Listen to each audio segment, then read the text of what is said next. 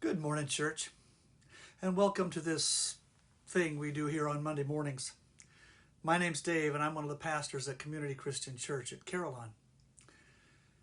And I want to talk to you this morning about something that's a little bit personal.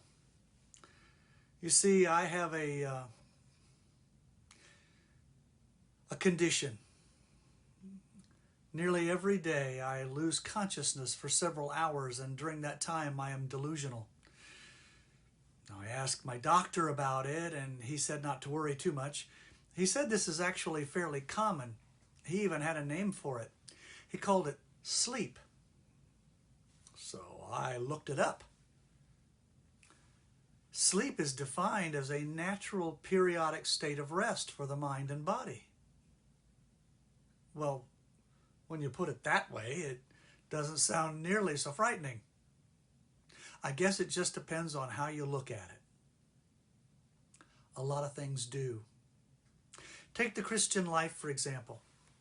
How do you see living life as a follower of Christ Jesus? Now, there are many who would say that a Christian life is a life of restrictions, boundaries of behavior that put onerous limits on personal freedom. They would say that these restrictions prevent them from enjoying life, from having fun, from doing what they want to do. Fair enough. But look at it from a different perspective.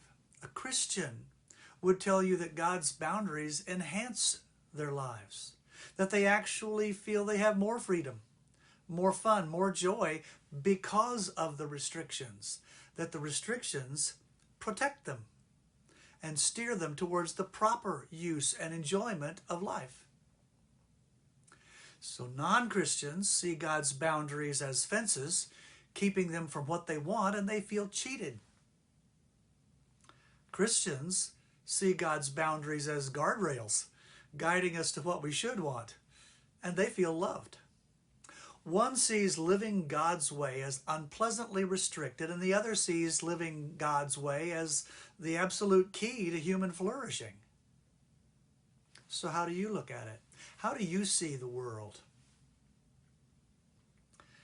In his wonderful book, God in the Dock, C.S. Lewis wrote of this world, "If you think of this world as a place intended simply for our happiness, you find it quite intolerable. Think of it as a place of training and correction, and it's not so bad. Imagine," Lewis said, "a set of people all living in the same building. Half of them think it is a hotel, and the other half think it is a prison. Those who think it a hotel might regard it as quite intolerable, and those who thought it was a prison might decide it was really surprisingly comfortable. So that what seems the ugly doctrine is the one that comforts and strengthens you in the end.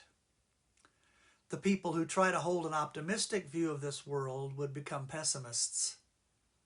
The people who hold a pretty stern view of it become optimistic." You see, God's restrictive ways are all designed to maximize our eventual happiness, not our immediate pleasure, to give us the most joy in the long run, not necessarily in the short term. God is not content to simply leave us as we are and give us shiny things to play with. His plan is to change us, remaking us into beings who can experience near infinite levels of joy and fulfillment. Now, understandably, God takes the long view of these things. He is, after all, immortal and eternal.